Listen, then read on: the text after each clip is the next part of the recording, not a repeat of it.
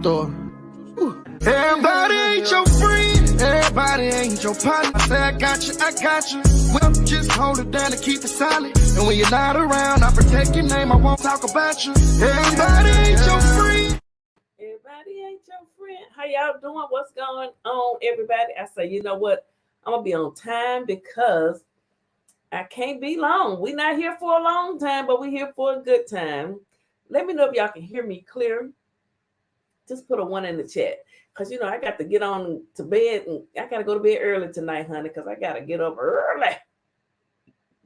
I got somewhere to be.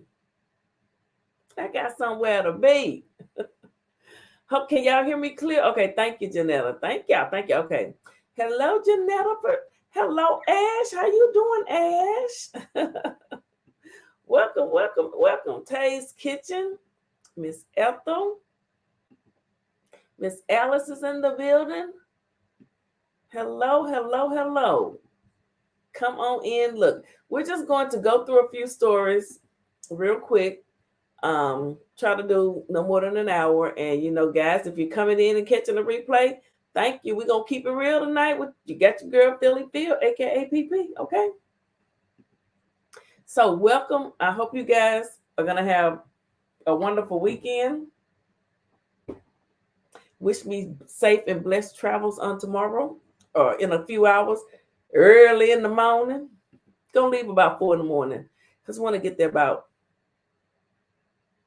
11, something like that, you know. Hello, Brenda. How are you doing? Z Braze, how you doing? Z Braze is in the building. Okay. APB, somebody put out APB for Kizzy. Kizzy might be asleep. Okay. Let's just go ahead and get started real quick. I want to give an update on the story we did the other night. You know, this is a local story, Little Rock. There was an airplane crash, which is why I don't want to fly. The darn crash happened right here in Little Rock, y'all. I was actually on the freeway when I saw all them first emergency vehicles racing to the scene. Okay, it was just a miss. Hello, Show Nub. How you doing, Show Nub? 5 employees. Where we going? I can't tell you. I'm gonna play that song too. 5 employees of Little Rock-based company they were identified after a small plane crash. It says the 5 employees of a Little Rock-based environmental consulting firm who died when a small airplane crashed while departing the Bill and Hillary Clinton National Airport. An official, there it is, said the plane piloted by Sean Sweeney carried Gunter Beatty, Cal Bennett, Mikhail Kendrick, and Glenn Marcus Walker. Wow. Look at all those first responders, all those cars out there. The plane carrying the 5 of them was en route to John Glenn International Airport in Columbus, Ohio. Hello, Queen Gertrude, how you doing? It says, after an explosion of an Ohio metals plant earlier this week, murked one worker and sent more than a dozen to the hospital. So they were going to the John Glenn International Airport in Columbus, Ohio. Says, we are incredibly saddened to report the loss of our Little Rock colleagues. Dr. Paul Norrie, Senior Vice President of the company, said on Wednesday. And there they are. It is with a heavy heart that we acknowledge the passing of our colleagues, Gunter Beatty, Cal Bennett, Mackay, Sean, and Glenn Marcus. They were valuable members of our team and C-Tech family. Oh my goodness.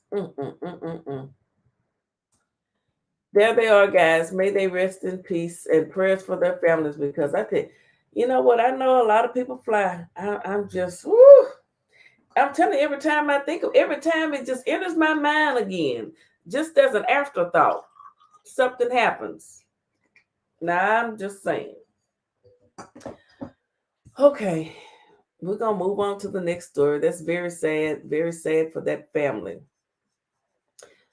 As I find the next story, I am going to play this for y'all until I get to the next story. I'll just play the intro. Hold on a second. Let me go and find it. All right. I will be right back. After these messages, I'll be right back.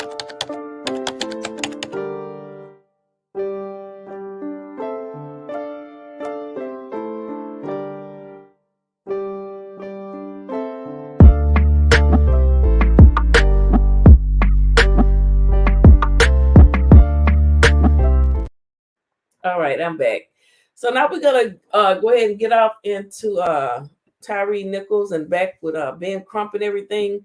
Those police officers, and that's just a mess. Yes, it is. Well, let me see what you guys are saying. Hello. Okay, come on in here. Come on in, everybody. Everybody is speaking. Prayers, traveling mercies. Amen. Yes, honey, because it might be raining. It's supposed to be doing a little rain. But you know what? I'm gonna start. If it's driving, I'm gonna start off driving to make sure. Hey, if it's raining, make sure we're not speeding in the rain. Okay, where are we going? I can't tell you. Yes, prayers for traveling mercies. Thank you so much. Thank you. Thank you very, very much. I appreciate it. Okay, guys. Probably transporting organs for money. You think? I don't know. I don't know what they do. It's raining and sleeting in Boston. Oh my goodness. That's some sure enough bad weather. Oh boy. Okay. That don't sound good at all. All right. I'm going with you. Okay, we're gonna come swoop you up, girl. We're gonna swoop you and your husband. We're gonna swoop you and Charles up. Okay. All right. You love that weather? Child, you can have that weather. All right. So this says that a woman, it says the woman says she tried to warn Memphis Police Department about officer now charged with Tyre Nichols' demise. She tried to warn the Memphis Police Department about an officer now charged in the death of Tyre Nichols. WREG investigator Jessica Gertler has her story and uncovers a loophole that may have kept the case from being sent to the district attorney's office for review.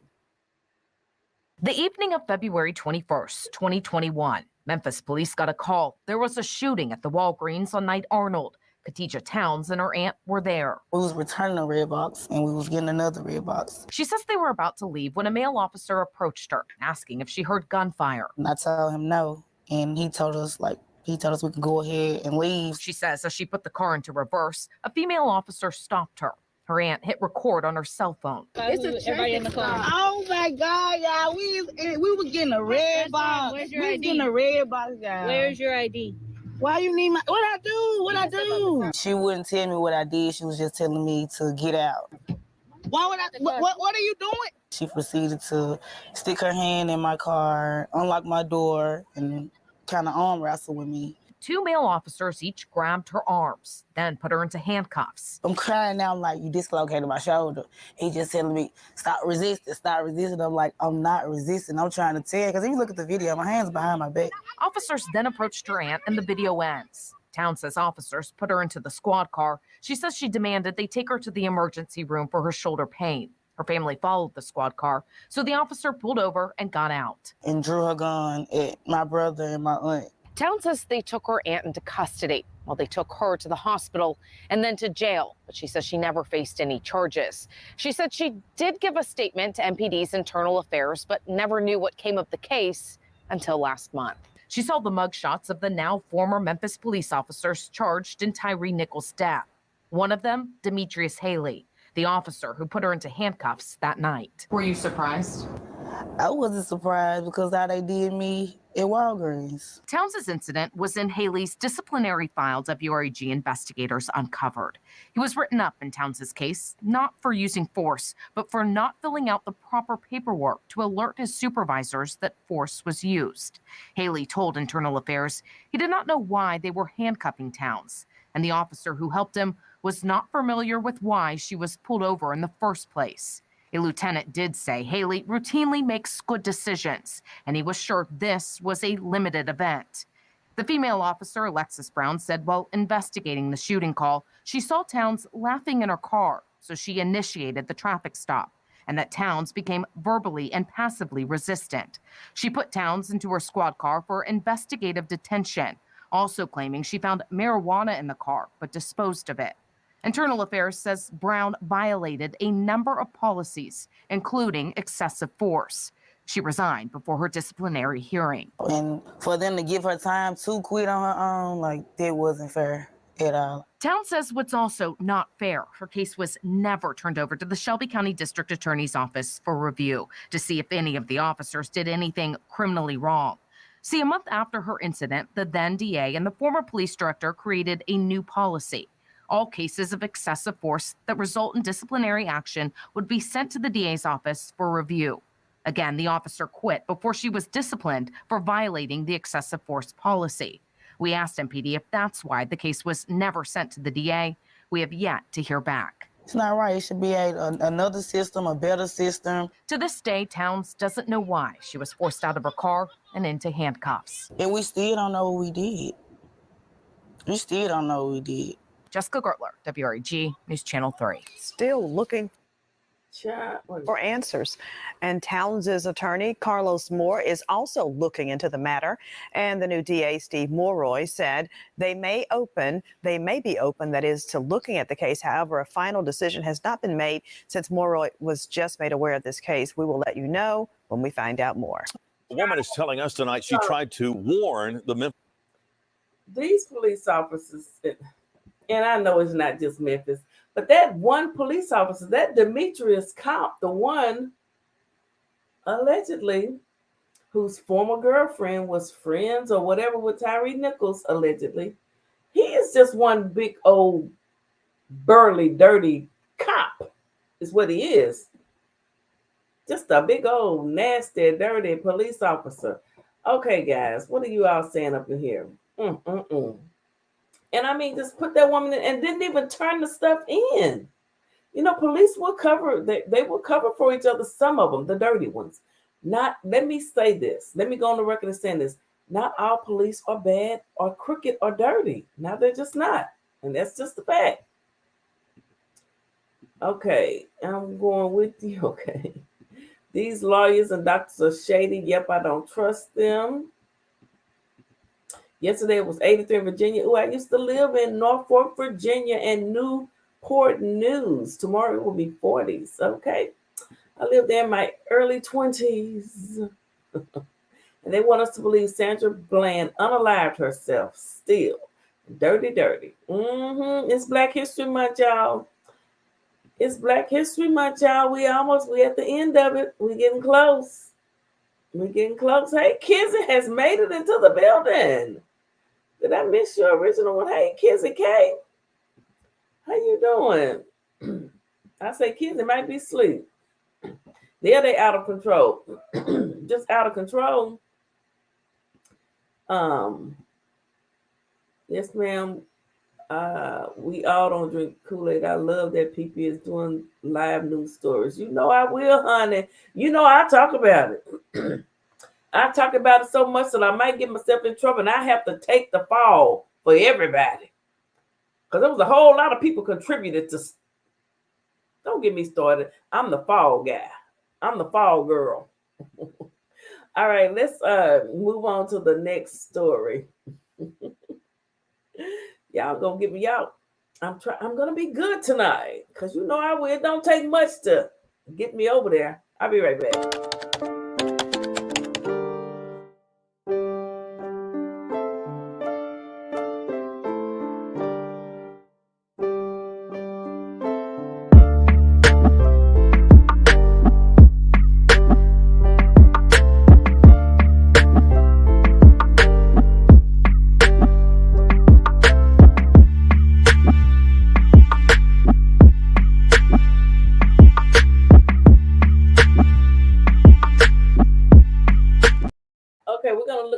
Short video. I don't think it's really long. This one is hold on.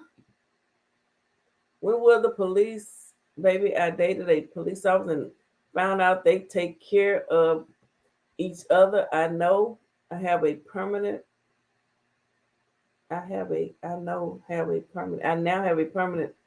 RO. What's that? Hello, Deborah. I don't want to miss nobody.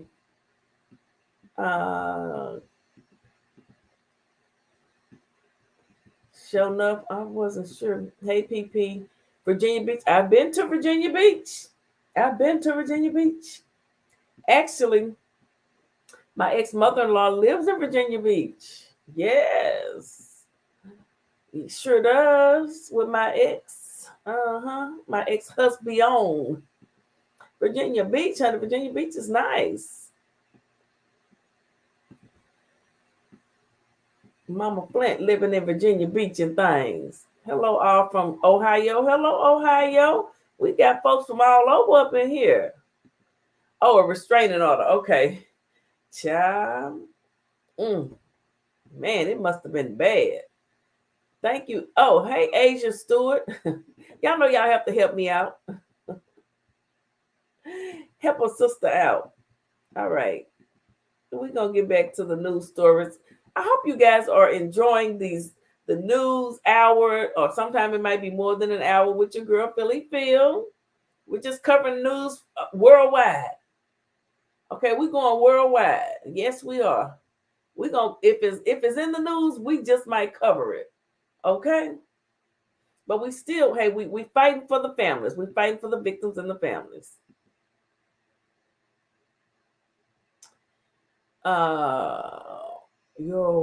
My husband.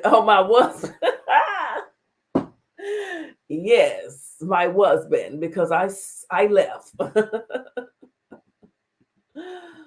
Oh my goodness.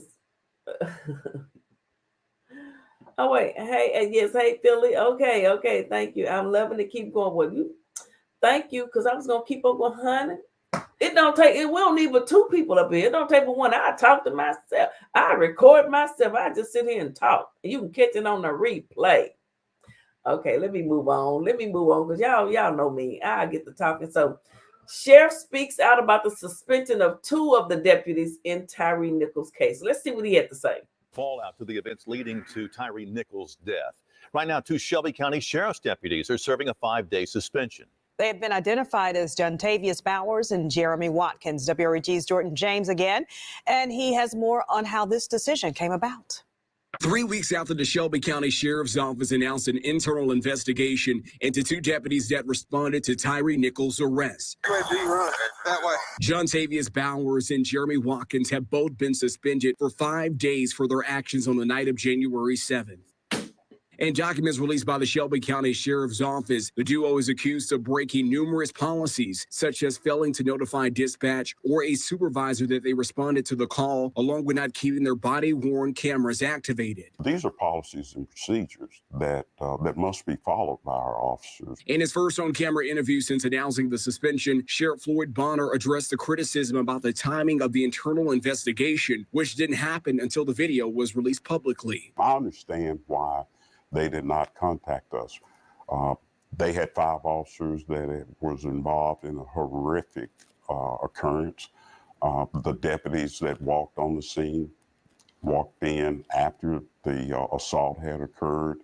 And if I had known before then, we probably would have suspended him. The sheriff tells WREG the 2 deputies went on their own accord to the scene, which is out of their patrol area. We had no reason to be there. We were not called for an assist with MPD, and certainly we would have shown up if the case had warranted us being there. Once on scene, surveillance footage shows the deputies standing around after Nichols was beaten. Several agencies fired personnel who responded. SCSO opted to suspend their deputies for 5 days. They've been good officers here at the sheriff's office.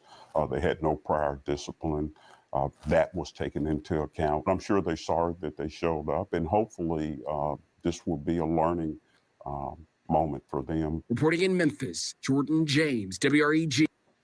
Child, now see, they showed up. They didn't have no business there. They weren't even supposed to be there. It wasn't even in their vicinity. But they showed up just trying to hang out with the good. See, they were young.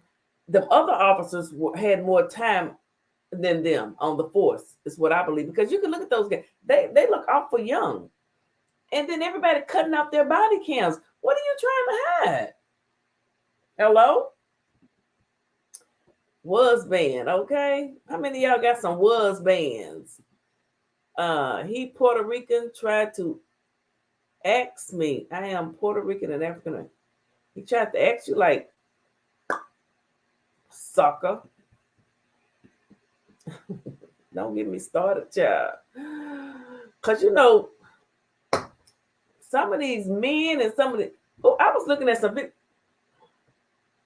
know what? I was looking at some videos today. I don't know, this guy just popped up in my feed. I might have to play a little bit of it at the end before I go off. This one guy, because I just found it quite interesting. It was just interesting. Not that it pertains to me, but it was just some interesting commentary. I got 2 husbands. I'm done. 2. Well, I only have 1. I've only been married once. I'll be getting married again next year. Okay. Yeah, I'm getting married next year. Yes, no face. That's why. He using dark and lovely. Who using dark and lovely? Axe Pops came. I got a husband. I left him. You left your husband, girl. You know, you left your husband. Now I got me another little color. You left your husband. You left your husband. I left mine too, girl. It ain't nothing but a thing. Ain't nothing to it but to do it. Oh, goodness. Well, you sure you don't want to go back and get him? You know, Denise LaSalle, hold up. I'm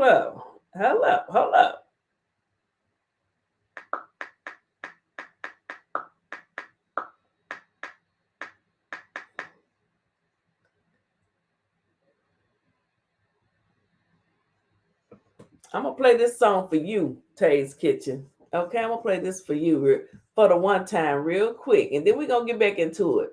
But you know, it's Friday night. We in Little Rock. Let's go.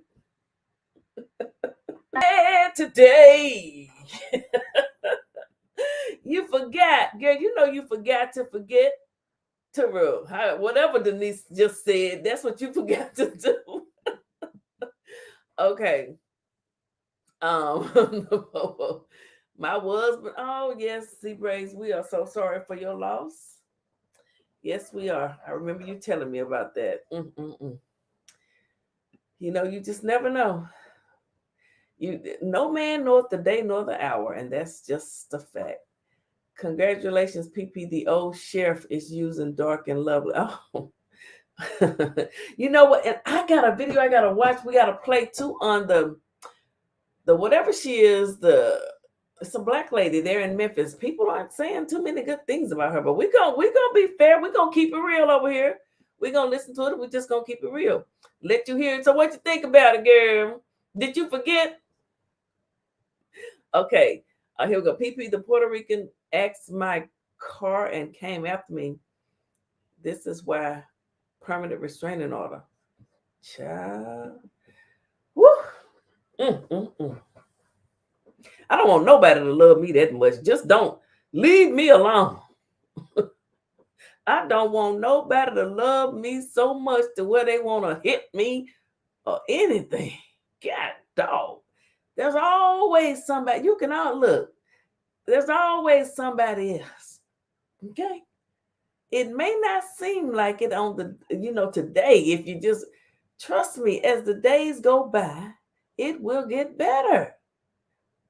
Okay? Leave folk alone if they don't want you. And if you got street lips like Jill Biden, don't be running around kissing on nobody's man or woman. I ain't forgot about your street lips, Jill. You thought I forgot about you? Dipping your nose into other folks' relationships. Mind your business. You a married woman, Jill. Worry about your husband. Okay. Papa Tommy put a ring on him. He in that sleep. He ain't thinking about no ring right now, child. He probably say she now. Oh, goodness. Already stop peeping. Oh, you like that? That's okay. Hey, Miss Alice. She forgot. Girl, you forgot to forget. Hey, Spiky, how you doing? Welcome. Okay, guys.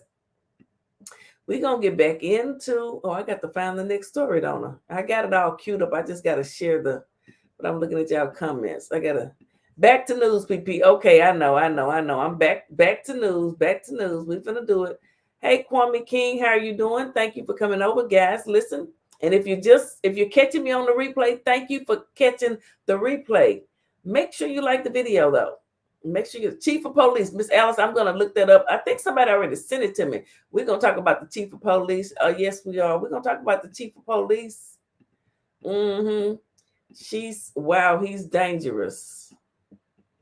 Yeah, there's some dangerous folks out there. This is why I stay to myself, laugh out loud, street lips.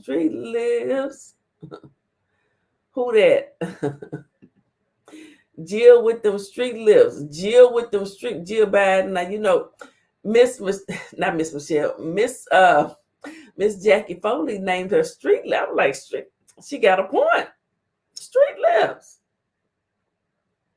Okay. Street lips out there messing with folks out there, getting in folks' relationships, becoming friends with somebody's man or their husband and talking to them more than they do. And then you got a man and you don't want nobody to talk to your man. Can't nobody call your man every day or text your man every day and say, hey, how you doing? Hey, bro.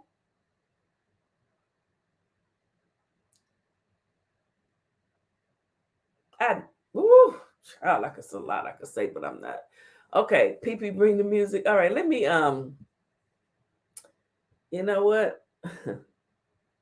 While I get to my next story, I'm going to, let me make sure this is turned up. Oh, we got a new member. Hey, Miss Lorraine, how you doing, Miss Lorraine? My friend, Miss Lorraine is in the building. New member in the house. I want to thank you, Spiky of Chi-Town. Spiky is the OG. She made her debut into the YouTube world on my channel. Okay. It's a lot of people that made their debuts over here in YouTube on this channel. I'm keeping it real. If I'm lying, Spiky will tell you. Welcome, Spiky. I want to thank you.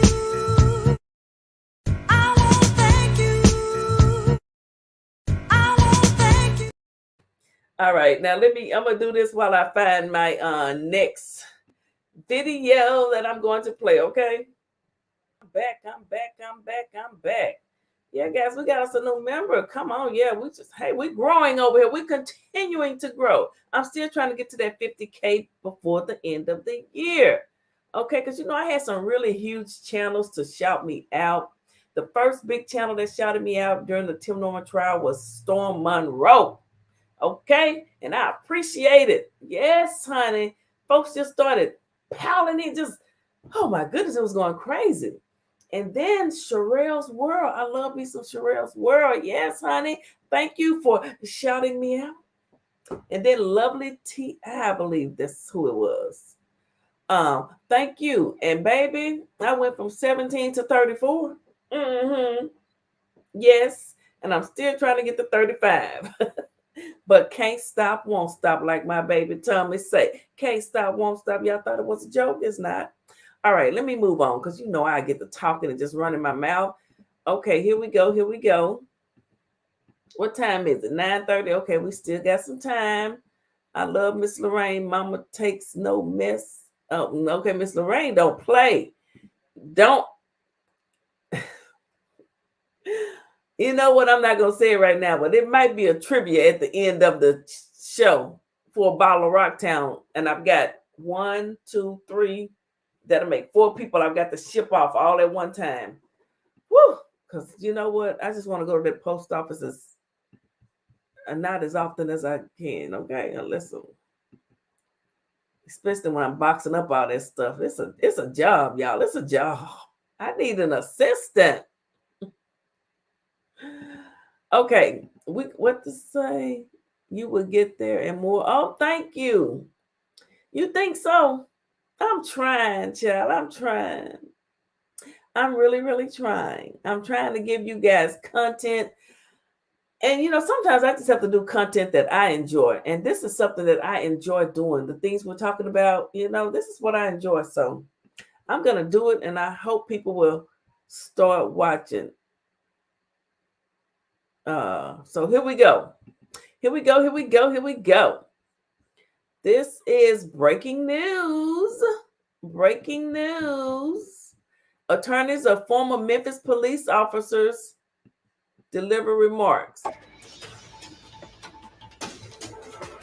Hello, I'm Terry Martin. We've got some breaking news here on ABC News Live. Attorneys who are representing some of the 5 Memphis police officers charged with second-degree murder for the death of Tyre Nichols are speaking now. Let's listen in to their attorneys. To the public, hasn't been released to us. The next step will be that we officially sign on as lawyers for these defendants, and that triggers the beginning of the discovery process. So sometime in the near future, we will get not only what's released to the public, but everything else, every single angle out there, every interview, every piece of paper that the state has, they will have to turn over to us. Counsel, can you confirm that your clients were part of the Scorpion unit? Yes, I can confirm that Mr. Mills was part of the Scorpion unit. And you, Mr. Massey? Yes, I can confirm Mr. Martin was part of the Scorpion unit.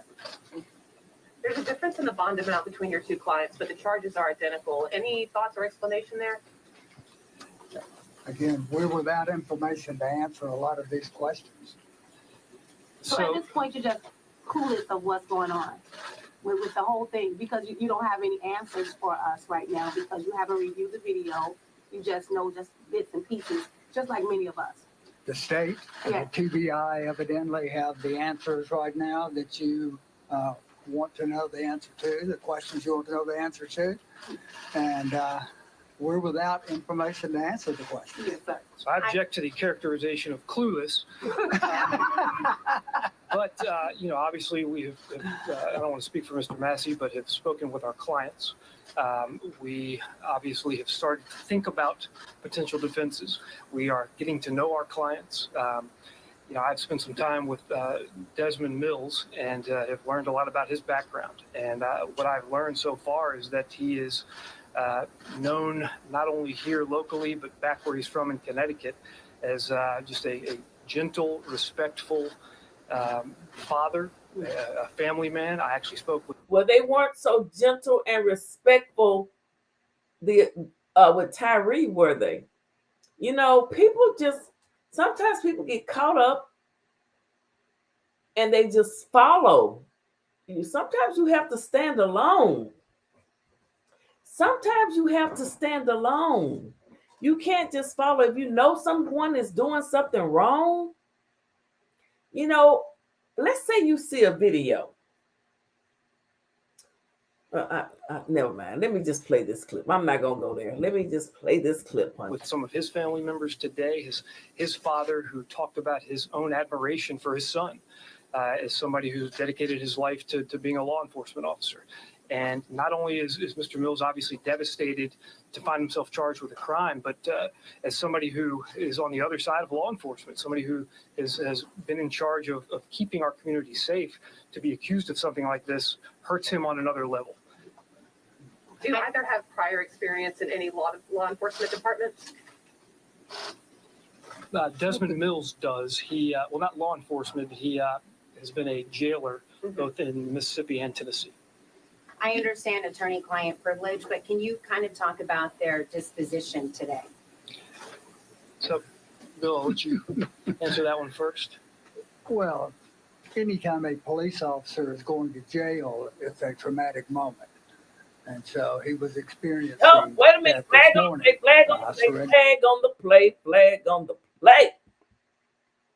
Now, he said anytime a police officer is going to jail, it's a traumatic moment. Anytime a police officer beats a civilian to unalive, it's very traumatic for the family, especially when that civilian did nothing wrong. But say, what did I do? Or maybe knew one of the officer's ex-girlfriends or baby mamas, allegedly. That's traumatic. These attorneys here are quite comical to me, but I bet they're good attorneys.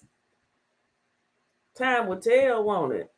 Him to the TBI this morning, and he had resolved himself and move forward. It's hard to know with anybody, but especially with somebody like Mr. Mills, who is pretty mild-mannered, very respectful. He has put on a very strong facade, but I know underneath it all, this is causing him and his family a lot of anxiety and a lot of pain, not only for his own situation, but for what this kind of accusation, what this kind of incident is doing to our city.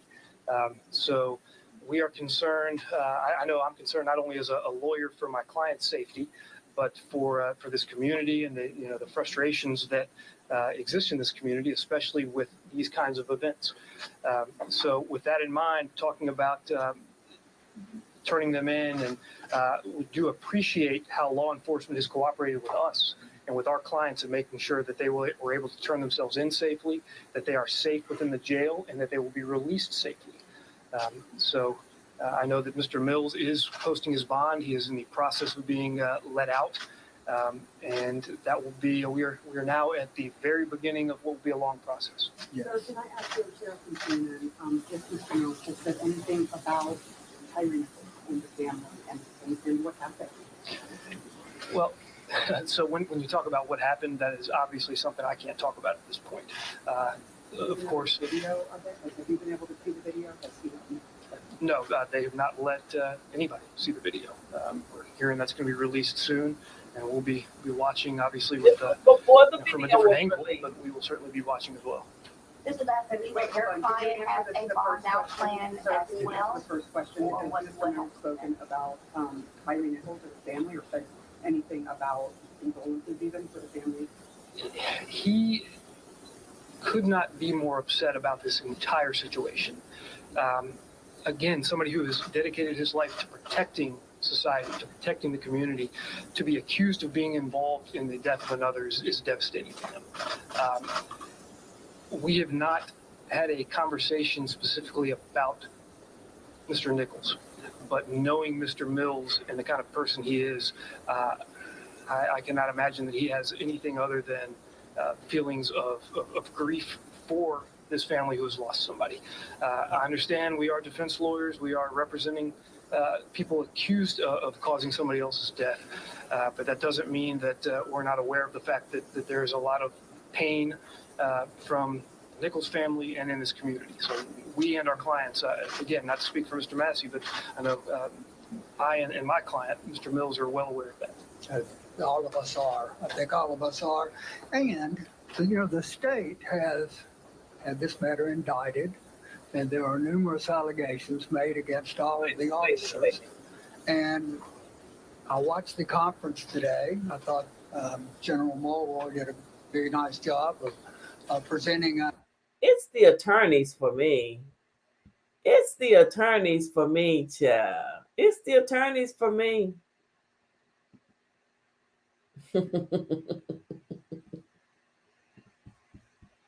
His side to the media, and he asked for justice. And we agree. Justice means following the law. And the law says that no one is guilty until a jury says they're guilty. And so that's a process, and that's going to take a long time. Eventually, the state will be able to place their case in front of a jury, group of citizens from the community. And if they have sufficient proof, that jury will say guilty. And if they do not have sufficient proof, that jury will say not guilty. At this point, we don't know what proof they have because we do not have discovery, and we've not seen the video. So we're kind of in the blind right now. And this process is just starting. Mr. Martin, can you explain to us if your client is bonding out today as well? And have you had your initial conversation with your client? Certainly. I spent the week with him. So now this conference happened prior to, because I'm going to cover all of it. If I have to go back into time, we will. Sometimes you got to go back into time. Let's go back into time, as UP would say, okay? Let's go back into time. And I want y'all to just listen, okay? But this happened before the attorneys had actually seen the entire video footage. I wonder what they're thinking now, okay? Similar, your description of him, and is it the same? He's kind of a police officer. How's he responding to him? There is no way, no one out there that night intended for Tyre Nichols to die. Nichols to die. No one. No one. Flag on the play, sir. See, he had not seen that video. He said there was no way that no one out there intended for Tyre Nichols to lose his life. You hadn't seen them officers just literally beating him for no reason with Tyre not doing anything, sir. I wonder what this attorney thinks now. Because the young man did absolutely nothing. He happened to be going home, and a police officer that knows him, well, I won't say allegedly. It's just some weird stuff going on. There's things that we don't know. I mean, we're speculating on it. We're speculating on it, okay? Demetrius, ex-woman, and Tyre Nichols, I believe, both worked for FedEx. I think, allegedly now.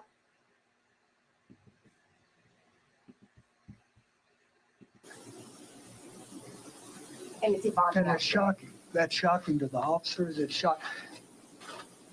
I would just imagine that police officers have a very difficult and dangerous job, and sometimes a thankless job. I agree. And it's probably one of their worst fears that something like this would happen on their watch.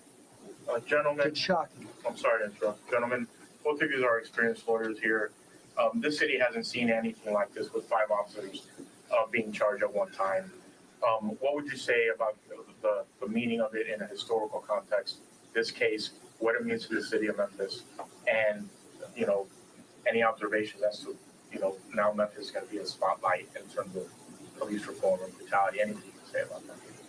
I think the public will get to see how the justice system works in Memphis and Shelby County. And I would say that sometimes you can find a silver lining in any Now, tragic Alice, everyone situation. deserves You ask their about right police to attorney. reform and whether these individual officers committed a crime or did anything wrong is certainly something that will be talked about and looked into for the next few months, if not longer. But talking about the idea of police reform, anytime you have a catalyst to make your community better, even if it comes out of a tragedy, that's all you can hope for, right? That as a result of a tragic death, whether it's a criminal death or not, the loss of life is a tragedy. And if this brings about change that helps move our community in the right direction, maybe that can be a silver lining to what ultimately has obviously started as not only a tragedy for Mr. Nichols and his family, but also for a very trying experience for my client, Mr. Mills. What's Mr. Mills' bond? It is $250,000. Mr. Martin? $350,000. Emmett with one T or two? There's confusion there. Emmett, one T or two? Two. Thank you. Gentlemen, can you tell us if your client plan on pleading not guilty? Absolutely. Yes, absolutely. Attorneys Bell and Massey, you all have a history of taking on high-profile cases in the city and historically getting people pretty solid deals. When they signed on to you, why did you choose to take on these clients for this case? We're both defense lawyers, and I think we're both believe very strongly in what we do. Everybody deserves a defense. Mr. Mills is a man. My client, Emmett Martin, is a. Now that attorney just said something. That older attorney. Now he said everyone deserves a defense. I mean, in the U.S., one thing is everyone has a right to an attorney, and you are innocent until proven guilty. That's just the way it is, because sometimes, every now and again, an innocent person is found guilty and possibly put on death row, and sometimes actually murked, and they were innocent. I don't believe in the death penalty, just to let you know. So everyone does deserve a right to an attorney. And if they're truly guilty, Miss Alice, it will come out. The truth don't need no help. It can stand alone. Okay. And let me go ahead and say this. I will begin covering that Murdaugh trial. My brother has been telling me about that too. I actually have a video already here that I was going to start with. I'm going to cover that. You know, that Murdaugh trial. I mean, family, money, power, murder. When your name alone can literally let you walk from crimes. Just your name, from your great grandpa. Okay. That was walking down the cotton fields. I'm just saying, it's Black History Month. Child, don't get me started. Okay, let me go on back over here to this. A man as well, and they deserve a defense, and that's why we're here. Now, you really didn't specify, who were the three officers that intervened and the one that actually committed the crime. Were your clients one of the ones that intervened? We haven't seen the video yet. We don't have the discovery yet. How will the video impact your process moving forward and how you defend these men? So I think I've said this before, and maybe it was to you yesterday, about how there's a very visceral reaction to videos like this. And I have not seen this one, but unfortunately, we've all over the last couple of years seen videos where there's police brutality involved. And so I would just caution the public to reserve judgment. You're going to feel things, you're going to experience emotions, but know that there's always more to the story. And although there's been a promise to release a video, I don't know how many angles, I don't know. Now this, keep in mind, this press conference was prior to the video being released, and they did release it. Now, he just said something that, keep in mind, there's always more to the story. So when people come at you and they present things and they say things to you over and over again, and you're only hearing it from them, keep in mind, there's always another side to the story. Always. in whatever it is. And if you haven't heard both sides, then you're being hoodwinked and bamboozled. Okay, now that's just my commentary. All right. So, from whose perspective this video will show the incident, but there is always more to the story. And we are always, as defense lawyers, up against the fact that the state goes first. The state gets out ahead of us, and they release the information, and they get started painting defendants in a negative light. And so we're always playing catch up. So I would just remind each and every person out there watching, listening, to view this with an understanding that there's more to the story, that we will do our own investigation, that we will gather information from the state that's not available to the public.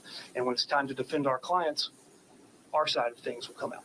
City officials are bracing for unrest. Are your clients concerned for their safety? Nothing happened. I've not discussed that with my client. But I have heard the same rumors. So, of course, I would be concerned for anyone in the community's safety. We hope that everyone's voice is heard, but heard in a peaceful manner. Can I ask you a question about the director of the TBI? And you said some really condemning things.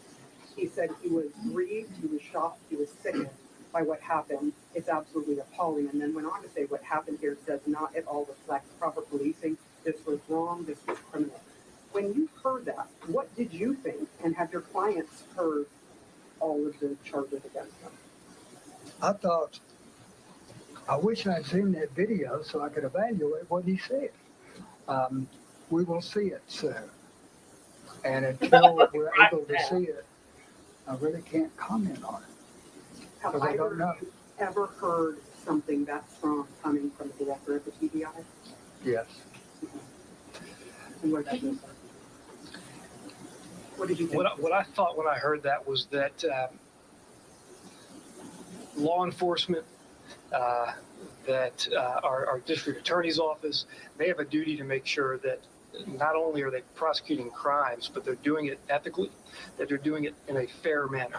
And to make those kinds of comments, or before making comments like that, I think people need to think long and hard about what that adds to the story, about how it affects the community in which the case could be tried, and whether he is saying those things for a good purpose, for a reason that is proper. Is he saying things to incite hatred towards our clients? There needs to be some thought about the way things are characterized when you're talking about a jury pool out there who's going to see and hear those comments. So hopefully going forward, the kind of information and the kind of characterization of things will keep in mind the idea that we all, both on the defense side and the prosecution side, want this process to play out in a fair way. You think he's trying to incite hatred against your client? To say things like that when you have a tinderbox that we're all concerned about, I have questions about whether those were the right words to use, whether this was the right timing, and whether the government should be saying those things about people who are innocent until proven guilty when you know that's going to be broadcast to potential jurors. This incident occurred in Memphis, Shelby County, and it should be tried here in Memphis, Shelby County. It makes it more difficult when statements of the nature that Blake just discussed are made to our jury pool. Will you ask for a change of venue then? Will you ask for a change of venue, effectively? I do not want to. I do not want to. Memphis, this occurred in Memphis. Memphis is the community that should sit in judgment. But we should have fair jurors, and jurors that hear one side of the story right now form opinions. People just do that. And they're not hearing anything favorable about the officers. And there are many things favorable to say about both. We do have a new DA, Mr. Mulroy, so as far as what's customary and new, we're learning as you are, but we do know all of the prosecutors involved very well.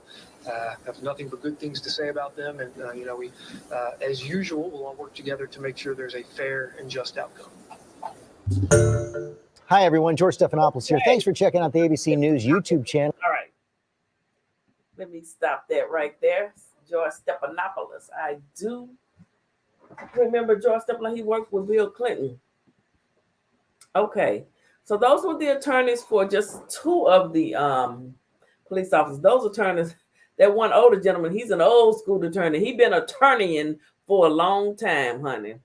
He's been attorneying for a long time. I'm just going to keep it real. And he was pretty much saying they want to keep it in the Memphis jurisdiction because, Memphis is heavy populated with African Americans. And some African Americans, they're going to feel, I'm just going to keep it 100. People do form opinions. Like he just said, people form opinions. And I'm sure they want to keep it in the Memphis jurisdiction. I'm just saying, I would love to help you in the background, PP, with that. Are you talking about that trial? Are you covering it? Because I had surely got me my brother has been watching that every day. He told me, I'm watching the Murdaugh. So I finally, but this is a long video, but I'm gonna play a little bit of it before we get off. I said I was going to say, I think I may have done something on this when it first came out, because like the great-great-grandfather was a prosecutor and the son, everybody in the family pretty much was DAs and prosecutors or something like that. I'm gonna have to go back through my videos and see. They want to be seen, the lawyers. And I'm from Texas, 30 minutes away from Low Country, Hilton Head, South Carolina. They are dropping the bomb at home, allegedly. They're dropping the N, allegedly. Yeah, Kizzy, I will get her info soon. Okay, keep in mind, news media never spoke of Tyre's 4-year-old son, Milo. No, we didn't. But yeah, Taste Kitchen, that is, yes, definitely. This case here, it's a hot mess. I saw him on the stand the other day, slob running all out his. I don't know. Somebody murked his family. That's all I'm gonna say. Keep in mind, news. Oh yeah, we saw that. So what are you saying? So what's your purpose of saying that, Lolita? I'm just curious.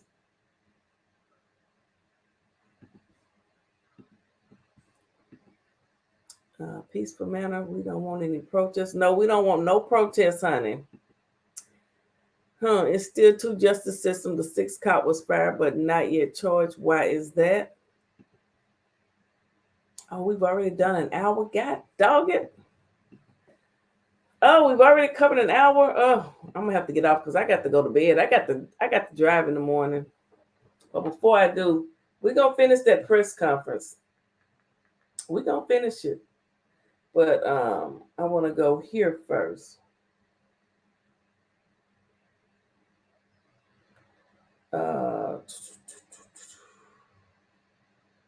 Let me find what I'm looking for. Right here. Objectionable that. Okay.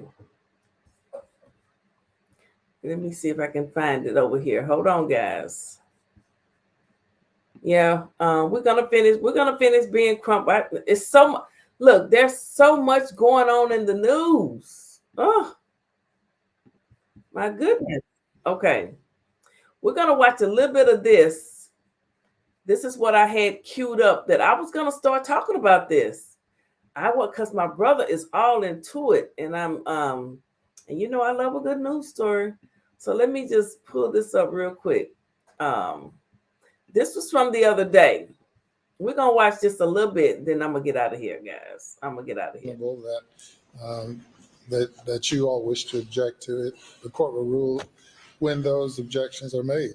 Your Honor, I appreciate that. All we're saying is, if they have carte blanche to go into the minute details and talk about who the victims were and do all of that and do that, it's going to take a week more, especially with our objections, and then have to redirect them on that. And haven't we wasted enough time on financial matters? All right. I'll give you an opportunity to respond if you desire. Your Honor, again, the court has ruled. I don't think I need to address it any further. Yeah, when a defendant takes the stand and testifies, he has no right to set forth to the jury all facts which may be favorable without exposing himself to cross-examination. Whether or not a defendant testify is solely the right of that defendant. The court makes no recommendations pro or con. I have no role other than advising the defendant of his rights and to ensure that he understands his rights so that he will make an informed decision with regard to testifying after consultation with counsel and anyone else he might want to testify, consult with. Do you wish me to engage in that colloquy at this time with Mr. Murdaugh? Your Honor, I think it would be good for you to engage in that colloquy now. We have one short witness before he would testify if he continued to want to testify. All right. Mr. Murdaugh, if you'll come forward and stand in front of me, and Madam Clerk, if you will swear him.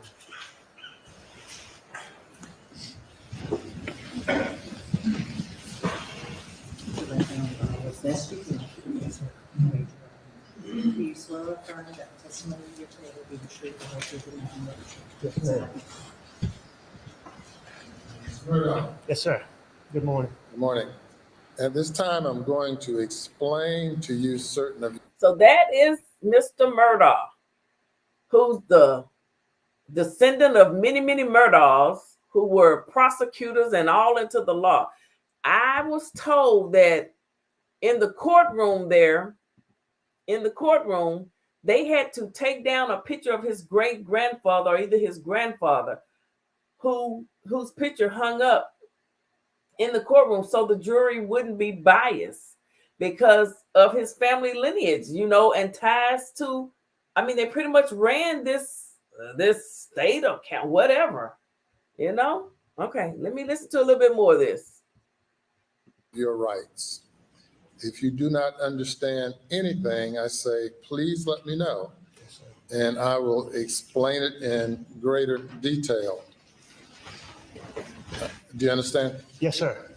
Now, we have now reached the stage of the trial in which you are presenting your defense, and you have the right to claim the protections given to you by the Fifth Amendment to the Constitution of the United States.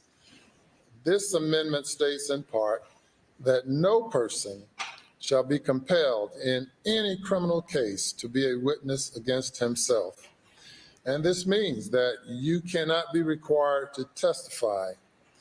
You do, however, have the right to testify on your own behalf. However, no one can make you testify. Whether or not you testify is a personal right, and no one can waive this right except you. If you decide to testify, you'll be subject to the same rules that govern other witnesses, and you may be examined and cross-examined on any relevant issue in this case.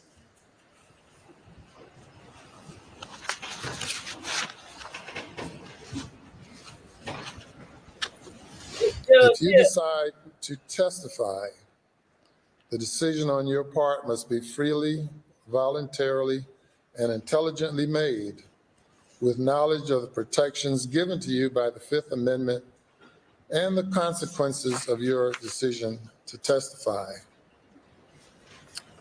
As I understand that you have no convictions involving dishonesty or false statements or for any crimes punishable by more than 1 year imprisonment. But as it relates to any other relevant issue as determined by the court, you may be examined or cross-examined on any relevant issue. Do you understand? I do, yes, sir. They are in Walterboro, South Kakalaki. Okay. Judge Newman is his name. Okay. My. What time is it, guys? Boy, I tell you, time flies when you having fun. I'm gonna go 5 more minutes. Boy, here's gonna be good. We're gonna cover this entire video. And you know what? This video right here is 8 hours long. And we're gonna watch every minute of it. Part 1, 2, 3, 4, 5, 6, 7, 8, 9, 10. If you decide not to testify, I will instruct the jurors that they cannot give the fact that you did not testify We're gonna learn about any consideration whatsoever. You said. And that there is to be absolutely no prejudice to you because you did not testify. It is left entirely up to you whether or not you testify. You may talk with your attorneys, Mr. Harpootlian, Mr. Griffin, Mr. Barber, Ms. Fox, your family, friends, or anyone else, but the final decision will be left entirely up to you. Do you understand what I've explained? Yes, sir, I do. Do you have any questions whatsoever as to what I've explained? No, sir, thank you. Yes, sir. And you've talked with your lawyers about whether or not you've testified. Mr. Harpootlian just suggested advice he's given to you. The court has no comment whatsoever as to whether you should or should not testify. But do you wish to confer with lawyers some more about whether or not you should testify? No, sir, I don't need to talk to them anymore. Have you made a decision as to whether you're going to testify? Yes, sir. All right. And what is your decision? I am going to testify. I want to testify. All right, very well. Thank you. Thank you. Thank you, Your Honor. Your Honor, we'll have one short witness before Mr. Murdaugh. Very well.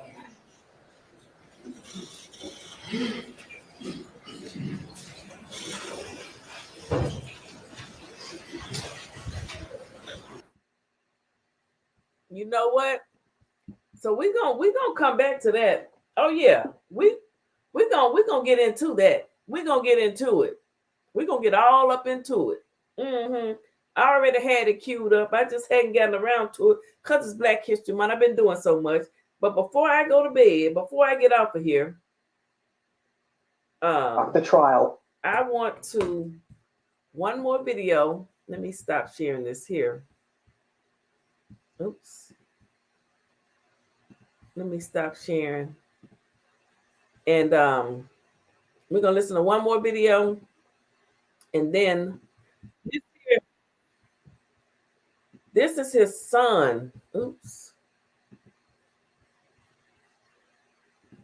Testifying. Hold on, guys.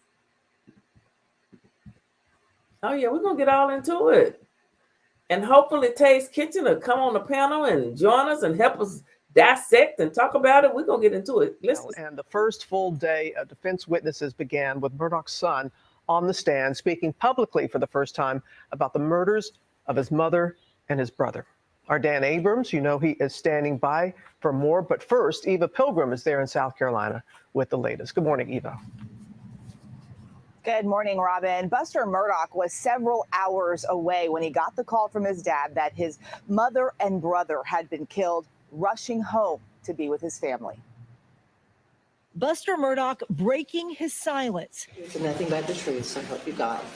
For the first time, Alec Murdaugh's son speaking publicly about the murder of his mother and brother, taking the stand in his father's defense, sharing how close they all were. I spoke to my mom every day, multiple times a day, and the like for my dad and for my brother too. Alec looking on proudly, smiling at his son, who has been in court every day of this trial. Buster describing how his dad acted hours after the murder. His demeanor was, he was destroyed. He was heartbroken. I walked in the door and saw him and gave him a hug and just broken down. Could he speak? Not really. You crying? Yes, sir. Buster testifying his father called him at 9:10 p.m., minutes after the state says Maggie and Paul were killed. What was his demeanor in the conversation? Normal. The defense also asking Buster to weigh in on disputed audio of his dad's interview with police about the death of Paul and whether he said, "I did him so bad," or "they did him so bad. It was just so bad. They did it so bad. What'd your dad say? Said they did him so bad. He said, Is that the first time you'd heard him say they did him so bad? No, sir. The defense introducing the Okay, wait a minute now. I clearly heard that he said, "I did him so bad." Okay, see, this here is going to be something else because, okay, let's just finish this little clip. We're going to get into this next week, honey. We're going to get into this next week. This 3D reconstruction of the crime scene based on evidence state investigators collected. A forensic engineer testifying that Alec Murdaugh at 6'4" is too tall to have fired those shots. Whoever shot this shot. Okay, hold on. Were killed. What was his demeanor in the conversation? Normal. The defense also asking Buster to weigh in on disputed audio of his dad's interview with police about the death of Paul and whether he said, "I did him so bad," or "they did him so bad. It was just so bad. They did it so bad. I did him so bad. How do you slow? I don't really know how to slow all this stuff down and all that stuff. Where do you go to slow it down? I'm just going to play it again. Bad, or "they did him so bad. It was just so bad. They did it so bad. What'd your dad say? Said they did him so bad. Is that the first time you'd heard him say they did him so bad? No, sir. The defense introducing this 3D reconstruction of the crime scene. Now, this son that's on the thing, now that was his mama too that lost her life. You know what? Children would turn against their mamas. Oh, yeah. The ones that put them out. The ones that shot them out the cootie pop. They'll turn on them. I'm just keeping it real. Oh, this is good right here, honey. Oh, child. Based on evidence state investigators collected. A forensic engineer testifying that Alec Murdaugh at 6'4" is too tall to have fired those shots. Whoever shot this shot, or these shots, well, first of all, the quail pen shot was 5'2" to 5'4". That is the most likely explanation, yes. The expert using defense attorney Dick Harpootlian to show the jury how the shooter would have been holding the gun in his opinion. Harpootlian briefly appearing to point the weapon at the prosecution. Tempting, but Wait a minute. The mama deleted the maid. Was the maid and the old daddy, old Papa Murdaugh, doing allegedly? Now I'm gonna pull me some documents. I'm gonna pull and find any and everything that's out there. Even if they done been and found him guilty or not guilty, we gonna start from again. We gonna, oh my goodness. Why did mama delete the maid? Inquiry minds want to know. Child. Oh, I gotta go to bed. I gotta get off of here. The state challenging that expert's qualifications. Do you have any formal training, formal expertise, formal education in how shotguns work, how shotgun projectiles work, and what they do after leaving the end of that barrel? Not formal training. But the defense attempting to drive home their point to the jurors. what, if any, opinion do you have as to whether that person could be Alec Murdaugh shooting into that quail pen? It can't be. And we are expecting to hear from other members of the Murdaugh family, all part of the defense's witness list. Guys. All right. Thank you so much, Eva. Let's bring it. Oh, wait, we got us a phone call coming in real quick. Hello, how are you, caller? Hello, Philly Phil. How are you? I am doing just fine. We are live and we started on one thing and now we're on another thing. Is this the Lobbyist? It's the Lobbyist. Where have you been? Where have you been, Lobbyist? Well, I've been working in the background and I still got your back, and I'm still a big supporter. My mom is as well. And that was the main reason for calling in tonight, just to let you know that you still got your squads, your peeps Okay. the crew. My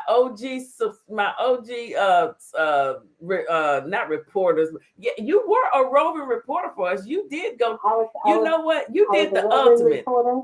You went to the bottoms up. Not many people would go into the bottoms up. You went to the bottoms up. That was quite the experience. I did. All in the name of justice, and justice, and but I tell you what, it was a little deep and a little dark and a little seedy for even the lobbyists. I know. Yeah, they let me know it wasn't no place for me to be.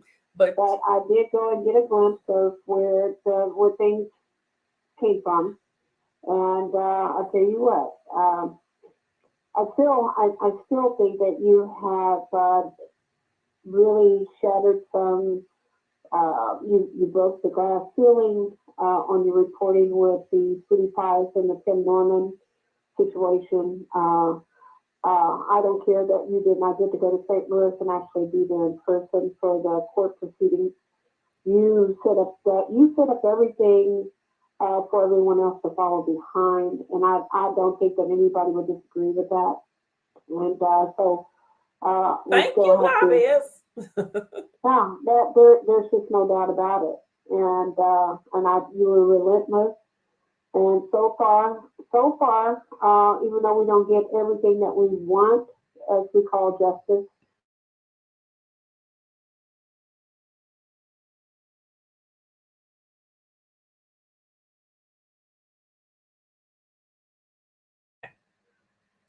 but I still say that for those who have come up for sentencing and what have you, everybody still has the price to pay for their part, big or small. And we just hope that coming along, that God will continue to shine a light and bring justice for Andre and his family.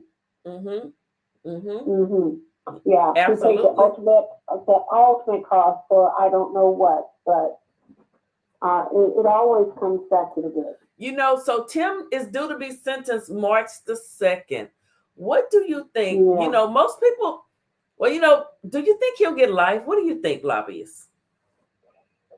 Well, truly because of how he was, because of the jury that convicted him and put him in place, I do believe that, I'm just going to say that I think that the judge holds Tim more accountable than Tim wants to be acknowledged for the accountability of Andre's death. I think that he will get the maximum that the judge will. I'll say it like this: I think he'll get what the judge thinks is the maximum that will stick, and we'll have to go with that. But I'm going for 32 years to life. I don't think that he will go with no chance for parole, but I want him to get at least 50 years plus 10. And that way I know he'll be delayed before he can come back before a parole board. I just don't think that folks will let him out. I think that everybody sees him as a detriment to society, and I think they see him as a danger. And he's still out here saying that he didn't do it. Well, yeah, of course he is, and but hey, you got to put the source to it. He's a story writer. He's a damn good one, and good enough that he got Oprah's attention and got his family on the map. And so we all have to recognize the fact that he is a craftsman. He's a very good story writer, and he knows how to draw a plot. He probably had a couple of different scenarios to get out of it in case he got caught. I mean, even a dumb smart man would have done that. So yeah, it's all good. But in the meantime, let's not forget how all the people that did not know each other and he was the one common denominator for bringing everyone together to pull that plot off. Right. And I just don't think he'll be able to get away with what he did. And the most chilling part of it, as in my little narrative here, how he had the nerve, the audacity to go to that funeral so he could get his last whatever off to see that young man in his casket resting. That alone right there, he's going to pay for that. That right there kind of put the nail in his coffin, in my opinion. So he's got it coming. And I drove by Sweetie Pies tonight, and to see his, his mother trusted him, let him in her business, set it up for him, and he was the alpha and the omega for all that hard work. He was the beginning and the end of her troubles. For that business. Don't even say her. Don't even say her or anything, please. Yes. But just to see how what they had going on, and now the board's up against the window, and I just feel that he's going to get his. You just can't do all what you've done and not insurance. It's coming. He's already been in jail, what, 2-3 years? Yeah, he's been in there since 2020. Yes. Yeah, he just looks like a shell of himself. He's down in the country, down in the middle of nowhere. Half the people don't even know he resides there. And jail, that's hard, John, honey. Prison is much better than jail. He's been in jail for a long time. Mm-hmm. Yes, he has. So yes, he has. He's gone back to the womb. That's his womb. He's gone back. He's gone back to the womb, and I just don't think that he is worthy of coming out here into society, and as is, he's still a danger behind bars. If he's got access to resources and anything valuable, he still bears watching. Well, so March the 2nd is right around the corner, and I believe that he will get Thursday. I think he'll get it. Yeah. I think Judge Ross will do him a solid, do us a solid, shall I say, and give him what he truly deserves. Because had it not been for him putting up the money and starting it all and putting this all together, Drake would still be with us, and that's just facts. Yes, that's absolutely the fact. Just the way when we were following endurance and following the trail, and to see how he came from that hotel and he and Tiff went down to that Walgreens, and just from understanding all that time, he had no intention of changing his mind. He was moving forward with the thing that was in his mind and in his heart to achieve. As the old folks would say, come hell or high water, he was going to do it. He was going to make sure that happened. And then to see, as you go back, I was shocked to see that they didn't sell cell phones in that place anymore.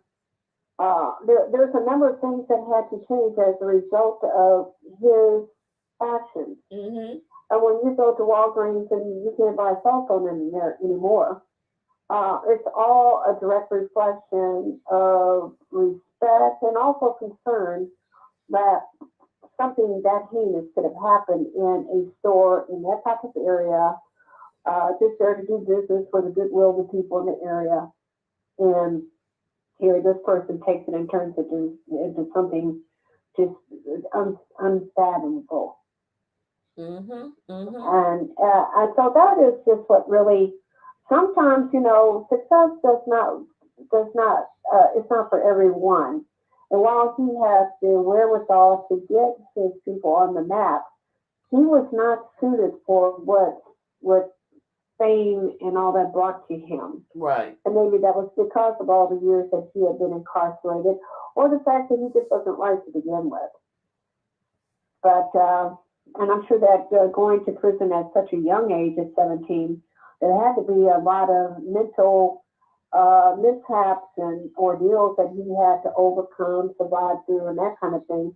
He wasn't as solid as he appeared to be. Well, he still knew right from wrong. At worst, he knows right from wrong. But I'm just saying that even some of us, you make me mad, or you make me want to. But we have the ability to overcome some of those things that if we're mad at somebody for a minute. But how do you carry that kind of aggression and malice for someone over that period of time? How do you just do that? Evilness. know. I don't know. Just too much. But anyway, Okay. it's a pleasure checking in. Thank you, Lobbyist. You know what? Thank you for all that you did. You went back to the original crime scene and you showed us everything, the 3964 Natural Bridge. You also went to the place where Tim is being held, the detention center there.